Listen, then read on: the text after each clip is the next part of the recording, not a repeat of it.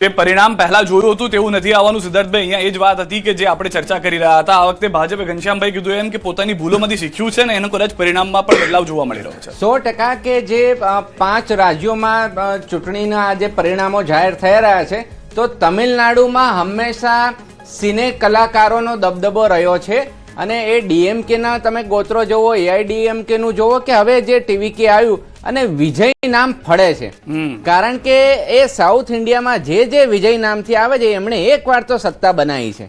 અને બીજી બાજુ બંગાળામાં ઘણા સમયથી સત્તા પરિવર્તનનું ભારતીય જનતા પાર્ટી પ્રયત્ન કરતી હતી, પણ આ વખતે એડી ચોટીનું જોડ લગાવી દીધું. અને એક બાજુ એક કહેવાય કે ખૂંખાર સિંહણ અને બીજી બાજુ આટલા આખી કેન્દ્રની ધામે ધામા ઉમટ્યા, એટલે મમતા દીદીએ કેવી ફાઇટ આપી હશે. ને અત્યારે જે કાઉન્ટિંગ રસાકસી ચાલી રહ્યું છે, ઓલમોસ્ટ 50-50 બાજુ ચાલી રહ્યું છે. હવે પલડું 12 વાગ્યા સુધીમાં સ્પષ્ટ થશે કે કઈ બાજુ, કારણ કે એન્ડ મુમેન્ટ ઉપર જે પાછલી સીટો હોય એમાં પણ આપણને શોક લાગે એવા ન્યૂઝ પણ આવતા રહેતા હોઈએ છે.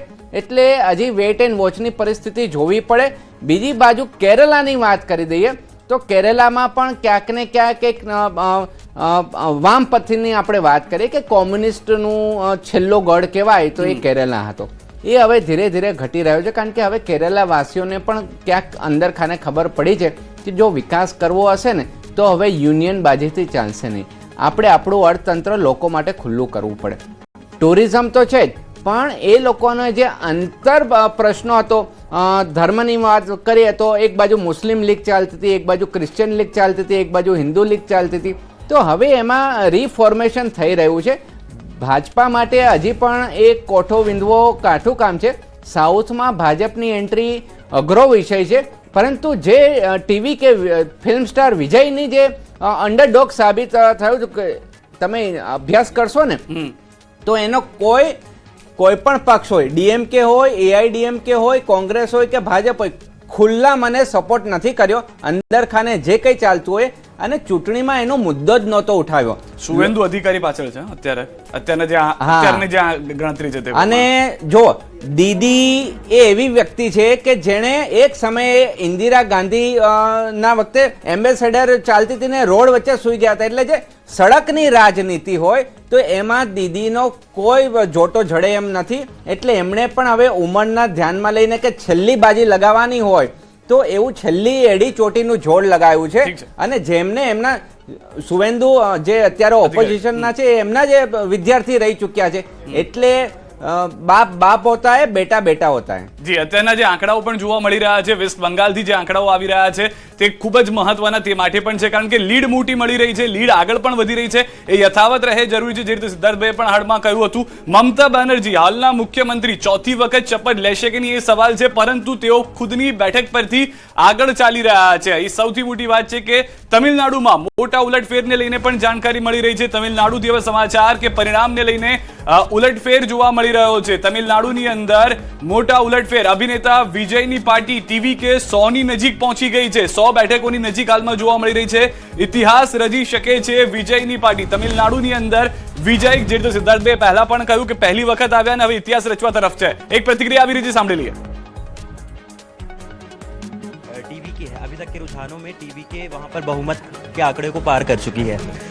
अब आगे जब रिजल्ट फाइनल आएंगे तब देखना होगा. अभी तक तो टीवी के आगे है. तो ये तो जो एग्जिट पोल्स में नतीजे दिखाए गए थे उसका जस्ट अपोजिट यहाँ पर देखने को मिल रहा है. डीएमके को बढ़त मिलती हुई दिखाई गई थी, पर यहाँ पर तलपति विजय की जो पार्टी है टीवीके, वो यहाँ पे बढ़त में दिख रही है मुझे. और क्या रीज़न हो सकते हैं कि टीवीके यहाँ पर बढ़त बनाती हुई नजर आ रही है. बिल्कुल किसी ने इमेजिन नहीं किया था. हालांकि नो डाउट पॉपुलर काफ़ी हैं, लेकिन जो एग्जिट पोल थे वो कुछ और कह रहे थे, लेकिन एग्जिट पोल में जो रुझान सामने आ रहे हैं वो कुछ और बयां कर रहे हैं. अभी अब अगर हम कंपेयर करेंगे तो बंगाल में भी काफ़ी चीज़ें अनप्रेडिक्टेबल है. तो यहाँ पे भी जैसे विजय उसकी पार्टी आगे जा रही है तो बहुत सारे तस्वीरें अभी बदल सकती हैं. हाँ, बदल सकती है, बट अभी वो आगे चल रहे हैं. तो मुझे ऐसा लगता है कि काफ़ी यूथ भी है, वो भी बहुत अवेयर हो रहे हैं इलेक्शंस के लिए. तो उनका भी काफ़ी क्रेज़ है विजय को लेकर के. तो मुझे लगता है कि यही रीज़न है कि उनकी पार्टी अभी आगे चल रही है. काफ़ी उन्होंने बढ़ चढ़ के अपना कैंपेन ये सब चीज़ें भी किया है उन्होंने. તો હાલમાં વિજય જે છે તે ખુદની બેઠકથી પણ આગળ ચાલી રહ્યા હોવાની વાત છે. તેમના સમર્થનમાં જેટલા પણ ઉમેદવારોને ઉતારવામાં આવ્યા હતા તેઓ તમામ સમર્થકો પોતાના પ્રયાસ સાથે વિજય તરફ જઈ રહ્યા છે. વિજય કે જેઓ પોતાની પાર્ટીને આ વખતે મેદાનમાં લઈને આવ્યા, પ્રયાસ હતા કે એક બદલાવ લાવવામાં આવે તમિલનાડુમાં. અમારી સાથે મુખ્ય પ્રવક્તા ખુદ ભાજપમાંથી અનિલભાઈ પણ જોડાઈ ગયા છે. અનિલભાઈ, એક મોટી વાત જે પશ્ચિમ બંગાળથી અત્યારે જોવા મળી રહી છે, આની પહેલા ઘનશ્યામભાઈ સાથે પણ એ જ વાત કરતા હતા કે જૂના જે પરિણામો આવ્યા કદાચ થોડા સારા ન રહ્યા હતા પશ્ચિમ બંગાળના, પરંતુ ભાજપ એમાંથી શીખ્યું ને આ વખતે તેને રેપ્લિકેટ કરવામાં આવ્યા. એ બદલાવના આંકડાઓ અત્યારના વેસ્ટ બંગાળની અંદર જોવા મળી રહ્યા છે ભાજપ માટે. અનિલભાઈ, ચોક્કસ આ વખતની જે ચૂંટણી છે એ ભયમુક્ત ચૂંટણી થઈ છે અને ગઈ વખતે 2021માં પણ આ જ પ્રકારના પરિણામો આવે એ પ્રકારની સ્થિતિ હતી. પરંતુ જે રીતે મમતા બેનર્જીના નેતૃત્વમાં ટીએમસીનું ગુંડારાજ હતું, એ ગુંડારાજના કારણે જેન્યુન મતદારો જે ઈવીએમમાં મત આપવા જવાનું હોય એ જઈ શકતા જ નથી. અને કદાચ આપને ખ્યાલ બી હશે કે આ એ જ વેસ્ટ બંગાળ છે કે ગઈ વખતે લગભગ 58 લોકોના મૃત્યુ થયા હતા. પોસ્ટ પોલ બી થયા હતા અને પ્રી પોલ બી ગણીએ તો ત્યાં જે પ્રકારનું જબરજસ્ત ભયાનક વાતાવરણ છે, જે કાર્યકર્તાઓ ત્યાં કેનવાસિંગમાં પણ ગયા છે આખા દેશમાંથી ક્યારેક ચૂંટણી પહેલાં, તો એ લોકોને પણ બહાર ના નીકળી શકે એ પ્રકારની પરિસ્થિતિનું ત્યાં નિર્માણ થયેલું હતું.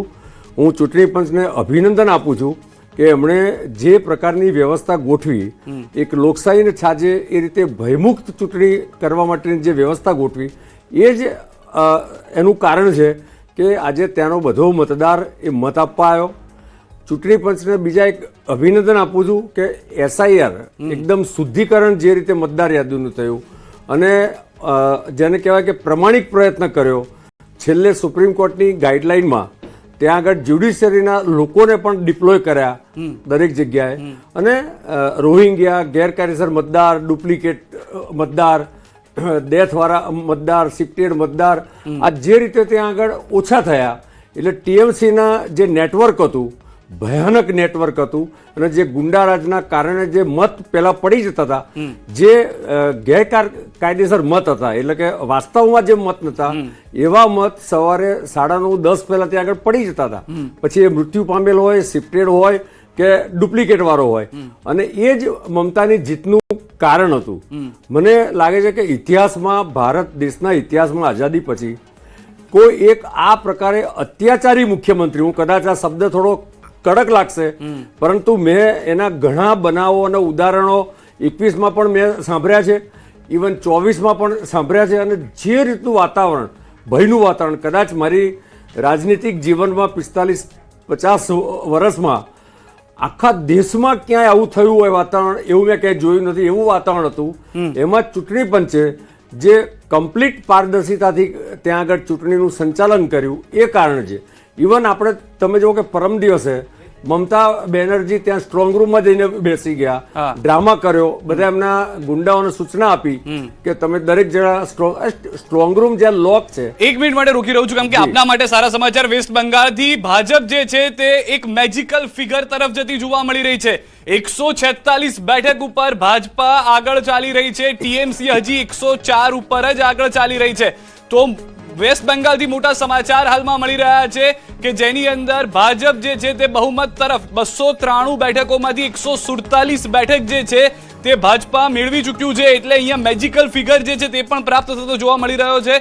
સૌથી મોટા સમાચાર એ છે કે હજી પણ જે તૃણમૂલ કોંગ્રેસ છે, ટીએમસી છે, મમતા બેનર્જીની પાર્ટી છે, તે 110 સુધી પણ નથી પહોંચી રહી. અહીંયા આગળ ભાજપ સતત પોતાની લીડ વધારતું રહ્યું છે આ બેઠકો પર. જે આંકડાઓ આવી રહ્યા છે, નો ડાઉટ કે જે રીતે સિદ્ધાર્થભાઈ પણ પહેલા કીધું કે હજી આ અલગ અલગ વલણો છે, કદાચ ચિત્ર બદલાઈ પણ શકે, પરંતુ જે લીડ છે તે હજી અહીંયા પણ ટીએમસી કાપતું જોવા નથી મળી રહ્યું. કોઈ એવો મોટો બદલાવ ટીએમસી તરફથી નથી આવી રહ્યો. આ એસેમ્બલીનો જે આંકડો છે તે પણ ટીવી સ્ક્રીન ઉપર આપ જોઈ રહ્યા છો કે અહીંયા આગળ કંઈક આવું ચિત્ર બંગાળની અંદર જોવા મળી શકે છે કે જેમાં એક તરફ ખૂણામાં ટીએમસી આવી ગયું છે, મધ્યમાં એટલે કે સરકાર બનાવતી બીજેપી જોવા મળી શકે છે, લેફ્ટ અને કોંગ્રેસનું ચિત્ર ફરી એક વખત વેસ્ટ બંગાળમાં જે રીતે ભૂતકાળમાં પણ જોયું છે તે રીતે અત્યારના પણ સાફ થતું જોવા મળી રહ્યું છે. બે મુખ્ય પાર્ટી માની લઈએ તો બે મુખ્ય પાર્ટી આ વખતે વિરોધ પક્ષમાં મમતા બેનર્જીને બેસવું પડે તેવું હાલમાં આંકડાઓ જણાવી રહ્યા છે. 147 બેઠક એ જાદુઈ આંકડો અત્યારના ભાજપ પોતાની તરફ મેળવી લીધો છે. બહુમત બનતું અહીંયા આગળ જોવા મળી રહ્યું છે. હજી આ વલણો છે, પરિણામ બદલાશે. અનિલભાઈ ખૂબ જ ખુશ હશે, કારણ કે જે રીતે તેઓએ પણ કહ્યું કે જે તેઓએ પરિશ્રમ કર્યો છે અને કદાચ એ જ પારસમણી તરીકે બંગાળમાં જોવા મળી રહ્યું છે. એક ક્વિક રિએક્શન સિદ્ધાર્થભાઈ આપનું પણ લઈ લઈએ. દરેક ગુજરાતી જેટલા પણ લોકોને હું મળતો હતો, બહાર જતો હતો, એ લોકોને ઇન્ટરેસ્ટ ઉમરેઠની સાથે સાથે એમાં પણ હતો કે બંગાળમાં કોણ જીતે છે. કદાચ એ ઇફેક્ટ પણ ત્યાં આગળ જોવા મળતી હતી, ટ્રેનો પણ દોડી હતી અહીંયાથી. એ વાત સાચી છે કે સુરતમાંથી CR પાટીલ સાહેબના પ્રયત્નો થકી અને ભાજપાના પ્રયત્નો થકી ટ્રેનો ભરી ભરી અને બંગાળમાં વોટ કરવા ગયા હતા. કારણ કે મૂળ પ્રશ્ન એ હતો કે આપણે ગુજરાતીઓ છે ને પ્રવાસ બહુ કરતા હોય, બંગાળના લોકો અહીંયા જે કામ કરવા આવે છે એ લોકો કહેતા હતા હમે બહુત વહાં પે તકલીફ હે. એ તકલીફ એટલે એ વખતે પણ એમને ઠાસીને ભર્યું કે આ વખતે કંઈક સત્તા પરિવર્તન જોઈએ, નહીતર કોને બીજા પ્રદેશમાં આવું ગમે. મારી રોજીરોટી જે બંગાળમાં થતી હોય, છેક બંગાળા છોડીને ગુજરાત આવવું પડતું હોય, એટલે એની પરિસ્થિતિ આપણે સમજી શકીએ. બીજો મુદ્દો એ હતો કે છેલ્લા જે બાંગ્લાદેશમાં ઘટનાઓ ઘટી હતી એની ડાયરેક્ટ અસર બંગાળના આપણા જે સનાતનીઓ છે એની ઉપર મેન્ટલી એક અસર થઈ હોય કે ભાઈ આ વખતે કંઈક આપણે મતદાન મથક ઉપર જવું પડે, નહીતર શું પ્રોબ્લેમ થતો હતો કે મતદાન મથક ઉપર લઘુમતી લોકો ઠાંસીને મત આપતા હતા. એટલા કારણે મમતા દીદી આવતી હતી. પણ આ વખતે જે વોટિંગ અબકી બાર 90 પાર, એટલે એ જે ઘરમાં રહેતા હતા એ લોકો પણ બહાર આવ્યા અને એમને મેજોરિટીથી એમણે પણ ખોબલે જે તે પક્ષને મત આપ્યા. એટલે આપણને આ પરિસ્થિતિ દેખાઈ રહી છે. સાથે સાથે જે રેવડી કલ્ચર હતું તો એ રેવડી કલ્ચરમાં મમતા દીદીનું ચાલ્યું નથી એવું આપણે કહી શકાય. અને એમણે ભારતીય જનતા પાર્ટી સુરક્ષાને મત આપ્યો છે એ ચોખ્ખું દેખાય છે. રીનાબેન પણ અમારી સાથે જોડાયેલા છે. રીનાબેન, અહીંયાથી આપણી પશ્ચિમ બંગાળને લઈને પણ એ જ આપણી પાસેથી જાણવું છે કે જે ચિત્ર જોવા મળ્યું હતું, અત્યારના જે બીજેપીનો વાઘ છે 146 ચાલી રહ્યો છે આગળ, અને જે રીતની પરિસ્થિતિ પણ જોવા મળી રહી છે, મહિલાઓને પણ કેન્દ્રિત કરવામાં આવ્યા હતા, એ બધી ઇફેક્ટ પણ અહીંયા જોવા મળી. કેમ કે કેટલીક વાયરલ બાઇટ્સ આવી હતી કે જેઓ કહેતા હતા કે અમે હિન્દુ છીએ, અમે કેમ જય હિન્દ ના બોલીએ, અમારે કેમ જય શ્રી રામ ના બોલવું હોય. તો આ બધા મુદ્દા પણ બંગાળમાં અસર કરી ગયા લાગે છે તમને? બિલકુલ સાચી વાત છે. તમે જો કે હુમાયુ કબીરે તમે જુઓ કે મુર્શિદાબાદમાં તમે જો કે બાબરી બનાવવાનું એલાન કર્યું, ત્યારનું તમે જુઓ કે એક પ્રકારનું કહી શકાય કે ક્યાંક હિન્દુત્વ વિશેનું એક વલણ એમનું વધ્યું હતું. ને ભાજપા તમે જુઓ કે હિન્દુત્વ લઈને જ અહીંયા આવી હતી. કેમ કે અહીંયા તમે જુઓ કે મુસ્લિમ રિલેટેડ સ્ટુડિયો સેક્યુલરિસ્ટ ભયંકર પદે ચાલતું હતું. એક તો હિંસા તો હતી જ ઓલરેડી, અને એમાં પણ તમે જો કે મુસ્લિમ મતદારોને અંકે કરવા માટે છેલ્લી કક્ષાની રાજનીતિ ચલાવવામાં આવતી હતી. જય શ્રીરામ બોલવું પણ તમે જો કે ત્યાં કંઈક ને કંઈક પ્રકારે એવું કરાતું કે જાણે ગુનો હોય. એટલે મમતા દીદી ખુલીને તમે જો કે હિન્દુઓના વિરોધમાં ક્યાંક હતા. એક વાત તો એ હતી. બીજી વસ્તુ કે મહિલાઓને આપે જે વાત કરી કે મહિલાઓને આપી, પરંતુ આ વખતે તમે જો કે ક્યાંક ને ક્યાંક મોદીજીની અસર ઘણી હતી. મોદીજીએ ચૂંટણી રેલીઓ ત્યાં કરી છે. આમ તો એવું જોવા મળતું કે એક કોઈ પણ રાજ્યમાં જ્યારે ઇલેક્શન સભાઓ યોજે ત્યારે સાંજે દિલ્હી પરત જતા, પરંતુ અહીંયા તે રહ્યા હતા. અને તમે જો કે ઉત્તર કોલકાતાની જે સાંકડી ગલીઓ હોય, હુગલી અને હાવડામાં પણ તમે જો કે એમણે રેલીઓ કરેલી. અને મેક્સિમમ જે મમતા દીદીએ જે વલણ અપનાવેલું કે તમે જ્યારે કોઈ પણ ઉમેદવારને મત આપો છો ત્યારે મને આપો છો એવું સમજવાનું, તો મોદીજીએ પણ એમ કહ્યું કે દરેક સીટ પર હું અહીંયા હાજર છું. એટલે મોદી ઇફેક્ટ આ પ્રકારે ક્યાંક ને ક્યાંક કહી શકાય કે લોકો પર લાગુ પડ્યો અને લોકોને ખ્યાલ આવવા મળે કે ખરેખર એમના પ્રશ્નો અસ્મિતાને લઈને જે ઉઠાવવામાં આવે છે તો પ્રશ્નોનું સમાધાન તો નથી. તમે બંગાળી અસ્મિતાની દુહાઈ આપો છો, તમે ભાત અને માછલીને મહત્વ આપો છો, લાઈફસ્ટાઈલને મહત્વ આપો છો. બંગાળીઓ આપણે કરતા કહી શકાય કે બહુ જ અલગ છે. અને મોદી જે એટલે હિન્દુત્વ, બીજી વસ્તુ કે ગુજરાતી એટલે નોનવેજ પણ તમારું છીનવાઈ જશે.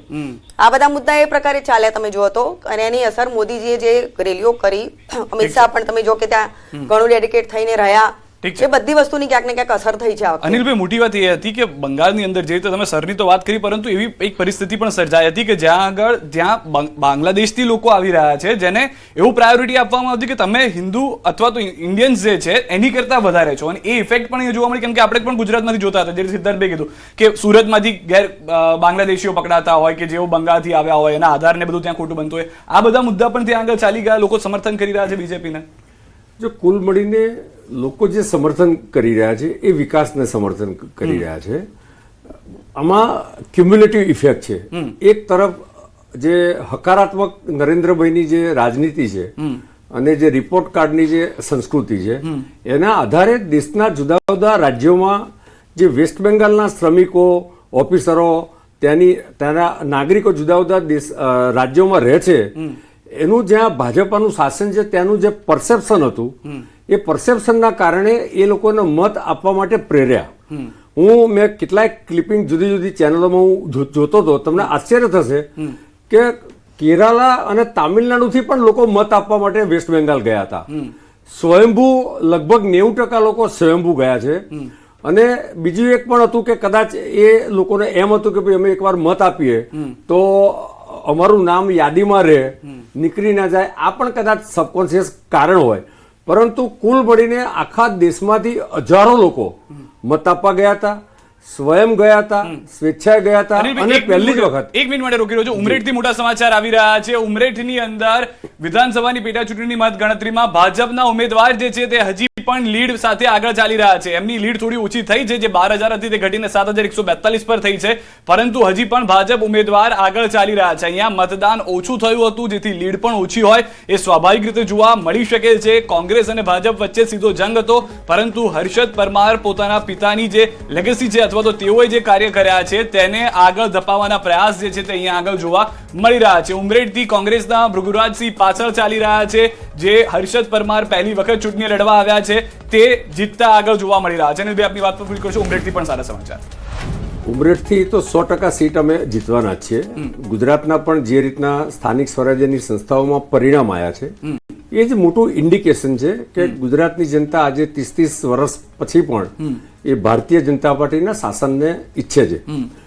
વાત મૂળ વેસ્ટ બેંગાલની કરીએ તો વેસ્ટ બેંગાલમાં જે રીતે તોડબાજી, ટોલારાજ અને મમતા દીદીનું કુશાસન, જે મમતાએ 2011માં એક નવી છાપ ઊભી કરીને સત્તા પ્રાપ્ત કરી હતી, એ મમતાએ ધીમે ધીમે ક્રમશઃ એનું નૈતિક અધોપતન થતું ગયું.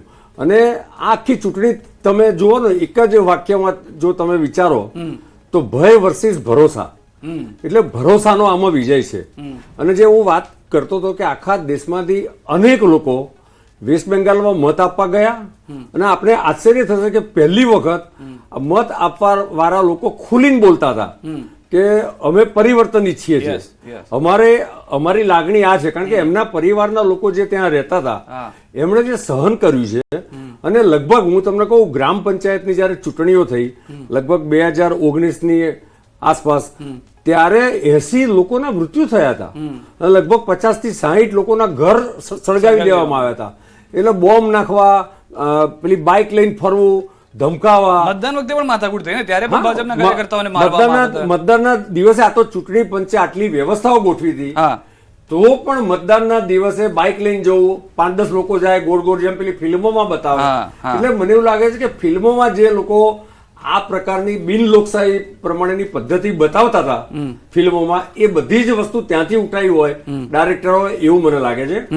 પરંતુ અલ્ટિમેટલી પ્રજા જો હવે જાગૃત થઈ ગઈ છે, ક્રમશઃ દેશના લોકોનું શિક્ષણ વધતું જાય છે. આપના જેવા માધ્યમો દ્વારા પણ જે સાચી વસ્તુઓ છે એ બતાવવામાં આવે છે માધ્યમો દ્વારા. તો પોલિટિકલી આજે દેશના લોકો ખૂબ જાગૃત થઈ ગયા છે. અને નરેન્દ્રભાઈનું જે 2047નું વિઝન છે, એ વિઝનના કારણે યુવાનોનું એસ્પિરેશન, જો આપણે એમ કહીએ છીએ કે 65% વસ્તી યુવાનોની છે 35 વર્ષથી નાના, તો સ્વાભાવિક છે કે એમનું એસ્પિરેશન છે. બીજી તરફ તમે જુઓ કે ઇન્ડી ગઠબંધન, વાસ્તવમાં તો હવે ઇન્ડી ગઠબંધન રહ્યું જ નથી, કારણ કે આ કોંગ્રેસ અને ઇન્ડી ગઠબંધનના ભાગ ક્યારેક નિકાહ અને ક્યારેક તલાક. દિલ્હીમાં નિકાહ, વેસ્ટ બેંગાલમાં તલાક, પાછું કેરાલામાં તલાક, તામિલનાડુમાં તલાક. તો એ ગઠબંધન વાસ્તવમાં તો છે જ નહીં, સગવડિયો ધર્મ છે. હા, સગવડિયો ધર્મ છે. મને એવું લાગે છે કે આ ચૂંટણી, જે 5 રાજ્યોની ચૂંટણીના પરિણામ, એ લાંબા ગાળે જબરજસ્ત ઇન્ડિકેશન આપે છે. એક ઇન્ડિકેશન જે મને દેખાય છે, એમાં ઇન્ડી ગઠબંધન ટોટલી વિખરાઈ જશે. નંબર 1. એક મિનિટ, આપના માટે આ વેસ્ટ બેંગાલથી સારા સમાચાર આવી રહ્યા છે. 148 બેઠક પર હવે ભાજપ આગળ ચાલી રહ્યું છે. ટીએમસીએ પ્રયાસ કર્યા છે 110 થી વધારે આંકડા લાવવાનો, અને તે પ્રમાણે 112 બેઠકો પર ટીએમસી પણ હવે આગળ ચાલી રહ્યું છે. 293 બેઠકમાંથી 265 બેઠકોના વલણ જે છે તે અત્યાર સુધીમાં આવ્યા છે. કોંગ્રેસ કરતા હજી પણ લેફ્ટ આગળ છે. અહીંયા આગળ ચિત્ર આખું અલગ જોવા મળી રહ્યું છે, પરંતુ બીજેપી સરકાર બનાવશે તેવું હાલમાં જોવા મળી રહ્યું છે. જે અત્યારના પ્રાથમિક વલણો છે તે પ્રમાણે બીજેપી સરકાર જોવા મળશે. મમતા બેનર્જી આ વખતે મુખ્યમંત્રી પદના શપથ ન લે, વિપક્ષમાં બેસવું પડે, વિપક્ષના નેતા બને છે કે કેમ એ પણ એક સવાલ છે. પરંતુ અત્યારનું જે ચિત્ર છે 150 ને પાર થવાનો બીજેપીનો વેસ્ટ બેંગાલનો આ આંકડો જે છે તે અમે આપને બતાવી રહ્યા છીએ. 150 નોટ આઉટ બીજેપી જોવા મળી રહી છે. અનિલભાઈ સાથે વાત કરતા સિદ્ધાર્થભાઈ, ટૂંકમાં આપની પણ એ પ્રતિક્રિયા લેવી છે. પશ્ચિમ બંગાળનો મુદ્દો અલગ અલગ મુદ્દાની સાથે સાથે આગળ ચાલ્યો હતો અને એમાં પશ્ચિમ બંગાળની અંદર આ વખતે એક સૌથી મોટી વાત જે કરી હતી કે ભયથી મુક્ત થવાનું છે અને રાષ્ટ્રવાદ તરફ જવાનું છે. ટૂંકમાં એ જોવા મળ્યો મુદ્દો. 100% એ મુદ્દો ધ્યાનમાં આવ્યા છે, કારણ કે જ્યારે ચૂંટણી ઢંઢેરા જોઈએ છે ને તો આસામ અને બંગાળના ચૂંટણી ઢંઢેરા જુઓ અને તમિલનાડુ અને કેરેલાના અને પુડુચેરીના ચૂંટણી ઢંઢેરા જુઓ તો એ બધામાં આસમાન જમીનનો ફરક હતો. બંગાળનો જે ચૂંટણી ઢંઢેરો હતો એ મોરલેસ ભયમુક્ત વાતાવરણ ઊભું કરવાનું હતું અને જે તમિલનાડુનું હતું તો ઇન્ડસ્ટ્રીયલ વેલફેર કરવાનું હતું. એટલે બંનેના ચૂંટણી ઢંઢેરામાંથી જ આપણને અંદાજો આવી જતો હતો કે આ વખતનું બંગાળા અને આસામનું વલણ ક્યાંક ને ક્યાંક જે ઘૂસણખોરીઓ છે, જે ડેમોગ્રાફી ચેન્જ થઈ રહી છે એને કંટ્રોલ કરવા માટેનું ઓપનલી સ્ટેટમેન્ટ બધા પક્ષોએ આપ્યું હતું. અને ભાજપ હંમેશા રાષ્ટ્રવાદને મુદ્દો રાખીને જ આગળ આવતું હોય છે અને જનમાનસમાં પણ એવું રહ્યું કે જે રીતે જો આપણે લઘુમતીમાં આવી જશું અથવા તો લઘુમતીવાળા આપણને સુપરસીડ કરશે તો આપણું જે એક સમયનું સોનાર બાંગ્લા હતું એની અસ્મિતા ખોવાઈ ગઈ હતી. તો ફરી પાછું એ જે સોનાર બાંગ્લા અને બંગાળા તો રાજકારણ, ભારતીય રાજકારણનું કેન્દ્ર બિંદુ કહેવાતું હતું અને વિદ્વાનો એ ધરતી ઉપરથી આવતા હતા. તો છેલ્લા 15-20 વર્ષમાં એને જે ઘસારો પડ્યો હતો તો ક્યાંક ને ક્યાંક એ સોનાર બાંગ્લાની અસ્મિતા જીવતું કરવામાં મોદી સાહેબ સફળ રહ્યા છે. વધુ એક મહત્વના સમાચાર, જનતાના તો પરિણામ આવી રહ્યા છે પરંતુ વિદ્યાર્થીઓના પરિણામને લઈને સમાચાર મળી રહ્યા છે. ધોરણ 12 નું પરિણામ જાહેર થઈ ગયું છે. ધોરણ 12 સાયન્સ અને સામાન્ય પ્રવાહનું પરિણામ, 12 સાયન્સનું પરિણામ 84.33% આવ્યું છે. જે સામાન્ય પ્રવાહનું પરિણામ છે તે 92.71% પરિણામ આવ્યું છે કે જે પશ્ચિમ બંગાળમાં મતદાન થયું હતું તેટલું જ પરિણામ સામાન્ય પ્રવાહ ધોરણ 12 નું 92.71% જોવા મળી રહ્યું છે. સાયન્સનું પરિણામ પણ ઓવરઓલ આપ જુઓ તો સારું છે. 12મા ધોરણના વિદ્યાર્થીઓ 84.33% પરિણામ હાલમાં જોવા મળી રહ્યું છે. એક તરફ જનતા પોતાનું પરિણામ આપી રહ્યું છે અલગ અલગ રાજ્યની અંદર, બીજી તરફ જે છે તે વિદ્યાર્થીઓના પરિણામના આંકડાઓ પણ ખૂબ જ ગુજરાતની અંદર સરાહનીય અત્યારના જોવા મળી રહ્યા છે.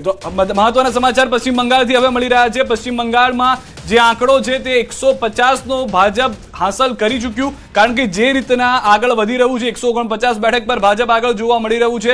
293 માંથી 266 બેઠકોના વલણ જે છે તે જોવા મળી રહ્યા છે. અને ગુજરાત હોય કે દેશના અન્ય કોઈ ખૂણા હોય, ભલે તમિલનાડુ કે આસામની અંદર પણ ચૂંટણી ચાલતી હતી, પોતાના રાજ્યની સાથે સાથે તમામ લોકોની નજર વેસ્ટ બેંગાલ પર હતી કે આ વખતે વેસ્ટ બંગાળમાં શું થવાનું છે, શું આ વખતે વિકાસનો મુદ્દો જોવા મળી શકે છે. અનિલભાઈ પાસેથી પણ ટૂંકમાં પ્રતિક્રિયા. અનિલભાઈ, ઘણા લોકો જે આપણા વેપારીઓ પણ ત્યાં જતા હોય છે તો બીજા લોકો સાથે મારી વાતચીત થતી હતી. આપને જણાવી દઈએ કે તમામ જે આંકડાઓ છે એક બાદ એક સામે આવી રહ્યા છે. અમારા સંવાદદાતા, અમારા સહયોગીઓ સતત જોડાયેલા છે કે જે સચોટ અને વિશ્વસનીય પરિણામ આપણા સુધી પહોંચાડી રહ્યા છે. પરંતુ અહીંયા જે આંકડા સામે આવી રહ્યા છે તે ચોંકાવનારા છે. ક્યાંક જે સ્ટેટ છે ત્યાં કાંટાની ટક્કર જોવા મળી રહી છે. પશ્ચિમ બંગાળમાં અહીંયા અત્યારે બીજેપી આગળ છે. એ સિવાય જો વાત કરવામાં આવે તો આસામમાં પણ બીજેપીને અહીંયા સ્પષ્ટ બહુમતી મળી છે. નરેશભાઈ પાસે જઈએ. નરેશભાઈ, અહીંયા ગઠબંધનની વાત હતી, કારણ કે જો 5 રાજ્યની વિધાનસભા ચૂંટણીની વાત આવે તો અહીંયા ગઠબંધન સૌથી વધારે અસર કરતું હોય છે. શું લાગે છે કોઈ પણ જે મેઇન પાર્ટી છે, બીજેપી હોય કે કોંગ્રેસ હોય, જો અન્ય પાર્ટી સાથે તેઓ ગઠબંધન કરે છે તો જી હજૂરી કરવાની જે ટેવ હોય કે જે પાર્ટીની આદત હોય એ ડૂબાડે છે? નહીં, ગઠબંધન મુખ્યત્વે શું હોય છે, બંને પક્ષોની મજબૂરી હોય છે. તમે જો ગઠબંધન કરવા માટેની બંનેની ગણતરી હોય છે, બંનેને સત્તા જ મેળવવી છે. તો માની લો કે કોઈ પાર્ટી છે, માની લો કે તમે તમિલનાડુની વાત કરો તો ત્યાં એઆઈડીએમકે જે છે એ ગઠબંધન ભાજપને સાથે શા માટે લેવા માંગે છે? એને ખબર છે કે એકલા હાથે લડી શકે એમ નથી. સેન્ટ્રલમાં બીજેપી છે અને બીજેપી આવશે તો એની યોજનાઓ, એનો ફાયદો, એનો ફોર્સ, એનો આપણને લાભ મળશે. તો ગઠબંધન હંમેશા તમે એ રીતે જુઓ કે બંનેની મજબૂરીની વાત છે. તો એમાં ક્યારેક એવું પણ બને કે નાના ભાઈને મોટાનો લાભ મળે ને મોટાને નાનાનો લાભ મળે. એ પરિણામો ઉપર આધાર રાખે છે. તમે જો કેરળની અંદર કોંગ્રેસને લાભ મળે છે, ડીએમકે સાથે કોંગ્રેસ જોડાયેલી છે તો ત્યાં એને લાભ મળે છે. ત્યાં એમને મુશ્કેલી નથી એટલા માટે કે એમ કહી શકે ત્યાં અમારી સરકાર છે. કે ગઠબંધન સાથે છે એટલા માટે કહી શકે. એટલે અને સાઉથમાં તો ભાજપે એ પ્રાદેશિક પાર્ટી સાથે જોડાણ કરવું અત્યાર સુધી અનિવાર્ય બન્યું છે. જ્યાં સુધી વોટ શેર વધશે, ધીરે ધીરે એનો પ્રચાર પ્રસાર, એટલે જ પહેલા તો તમને આશ્ચર્ય થશે કે ભાજપને ઉત્તર ભારતની પાર્ટી તરીકે ઓળખવામાં આવતી હતી. દક્ષિણમાં ક્યાંય તમને પોસ્ટર ન જોવા મળે. હું પોતે 15 વર્ષ સુધી સાઉથમાં રહ્યો છું, હૈદરાબાદમાં રહ્યો છું. મેં આ બધી કેટલી બધી ઇલેક્શન જોઈ છે. આ કેસીઆર નું ઇલેક્શન જોયું છે, ચંદ્રાબાબુનું જોયું છે, બરોબર. એ બધી ખબર છે. તેલંગાના, આંધ્ર બેને જુદા પડતા જોયા છે, 2 સ્ટેટ બનેલા જોયેલા છે મેં. તો એ સ્થિતિમાં ત્યાંનો જે પ્રાદેશિકવાદ છે એ તમે મિટાવી શકો એમ નથી. બીજું એક એ છે કે આખા દેશમાં કોઈ પણ મોટી ઘટના બને ને તો એની અસર બાકીના બધા ઉત્તર ભારતમાં